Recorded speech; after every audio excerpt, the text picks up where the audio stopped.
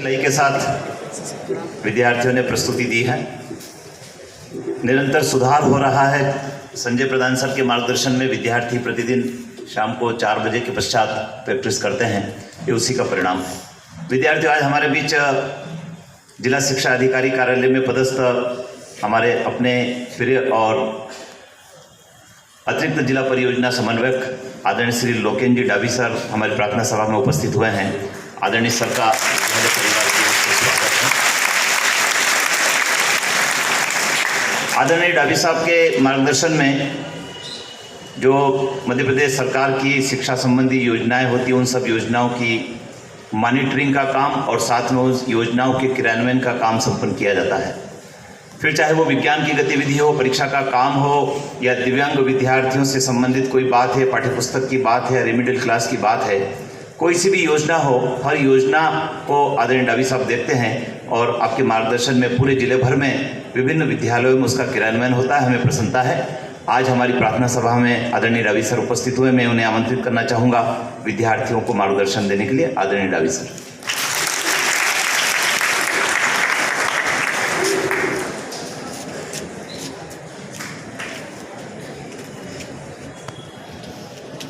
आज इस प्रार्थना सभा में उपस्थित प्राचार्य रत्नावत जी, स्टाफ के सभी सदस्य एवं बच्चों, आपने ये जो प्रार्थना में बदलाव है, पहले भी वैसे यहाँ पे अच्छी होती थी प्रार्थना, पर अभी उसका स्वरूप जो है थोड़ा परिवर्तित नज़र आ रहा है।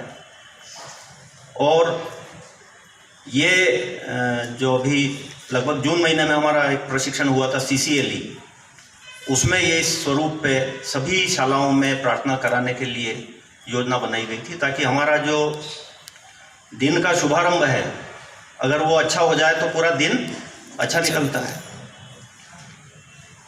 इस प्रार्थना सभा में कई तरह की एक्टिविटीज़ हैं, जैसा आपने देखा, प्रार्थना होगी, देशभक्ति गान है, प्रेरक उद्बोधन है, प्राचार्य महोदय के निर्देश हैं, अपने स्टाफ सदस्यों के विचार हैं। इस प्रकार की विभिन्न गतिविधियां हैं और इसका मुख्य जो उद्देश्य है वो यही है कि बच्चों के बीच में जो भी अंतर्निहित प्रतिभाएं हैं उनको प्रकट करने के लिए एक मंच प्रदान करना है, उनको एक जगह देना, ताकि विभिन्न विद्यार्थियों में पढ़ाई के साथ साथ अन्य गतिविधियां भी विकसित हो सकें। आज कैरियर के विभिन्न विकल्प हमारे सामने उपलब्ध हैं, जिनमें पढ़ाई के साथ साथ अन्य विधाओं में यदि आप पारंगत रहेंगे तो निश्चित रूप से जो नई शिक्षा नीति 2020 में बनी है, उसमें जो प्रावधान किए गए हैं कि रोजगार मुखी शिक्षा, मतलब बच्चों को कैरियर में केवल एकमात्र ग्रेजुएशन या पोस्ट ग्रेजुएशन करने के बाद जो विकल्प उपलब्ध होते हैं, सरकारी नौकरी का जो विकल्प है, उसको छोड़कर अन्य विकल्प भी उपलब्ध रहे हैं। विभिन्न योजनाएं इस संदर्भ में संचालित है। आपके यहाँ वोकेशनल पाठ्यक्रम भी संचालित है। ये जो CCLE की गतिविधियां हैं, ये भी उसी का अंग है कि जो भी आपके अंदर स्किल्स हैं, उन स्किल्स को किसी भी प्रकार से डेवलप किया जाए और आपको इस लायक बनाया जाए कि 12वीं के बाद आप अपना उचित कैरियर का चुनाव कर सकें, ऐसा पाठ्यक्रम का चुनाव कर सकें जो आपको भविष्य में अपना जीवन यापन करने के लिए, अपना रोजगार चुनने के लिए, अपनी कोई लाइन चुनने के लिए एक प्रॉपर आपको गाइडेंस मिल सके। अभी 2 गतिविधियां तो मैंने बताई आपको, वोकेशनल और ये जो CCLE की गतिविधियां हैं। अभी कैरियर काउंसलिंग भी यहाँ पे प्रारंभ होने वाली है। उस कैरियर काउंसलिंग में भी आपके स्टाफ सदस्यों में से प्रशिक्षण दिया जाएगा। उनको विभिन्न प्रकार के ऐसे साधन उपलब्ध कराए जाएंगे कि किस प्रकार हम बच्चों को आगे कैरियर में बेहतर विकल्प चुन सकें, उसके लिए गाइडेंस कैसे देना, क्या क्या विकल्प हो सकते हैं। वैसे रत्नाव जी से मेरी बात होती रहती है और कैरियर के संबंध में विभिन्न विशेषज्ञों को बुलाकर आपके बीच में उनके उद्बोधन भी कराए जा रहे हैं और उनसे विभिन्न आपकी चर्चाएं हो रही है, ताकि आपको उनका मार्गदर्शन भी प्राप्त हो सके। किंतु विद्यालय में ही एक ऐसे शिक्षक आपके बीच में उपलब्ध रहेंगे जो किसी भी प्रकार का आपको करियर संबंधी कोई गाइडेंस लेना है, कोई मार्गदर्शन लेना है, तो उसके बारे में आपको यहाँ पे विद्यालय में भी सुविधा उपलब्ध हो सके। ये अभी आगामी योजना है। अभी चूँकि पढ़ाई की बात भी आवश्यक है, अर्धवार्षिक परीक्षा आने वाली है, टाइम टेबल आप लोगों के बीच में आ गया है।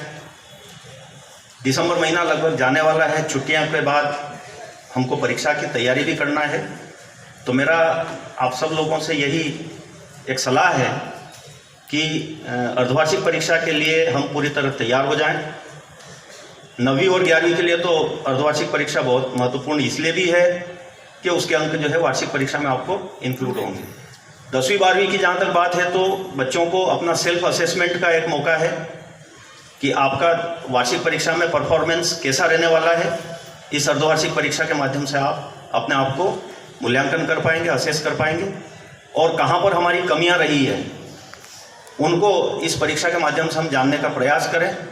और जो आगे 1.5-2 महीने का टाइम हमारे पास बचेगा परीक्षा के बाद, उसमें हम उन कमियों को दूर करके वार्षिक परीक्षा परिणाम हमारा अच्छा से अच्छा रहे, ये हम जुट जाएंगे। हमारा जो उत्कृष्ट विद्यालय है, यहाँ का परीक्षा परिणाम का एक अच्छा इतिहास है। 100%, 98-95% से ऊपर ही रिजल्ट यहाँ का रहता है। तो इस बार भी हम अपेक्षा करें कि 100% रिजल्ट रहे और कम से कम 70 से 75% बच्चे जो है वो फर्स्ट डिवीज़न में उत्तीर्ण हो। यहाँ के बच्चों ने मेरिट में भी, प्रदेश मेरिट में भी स्थान पाया है।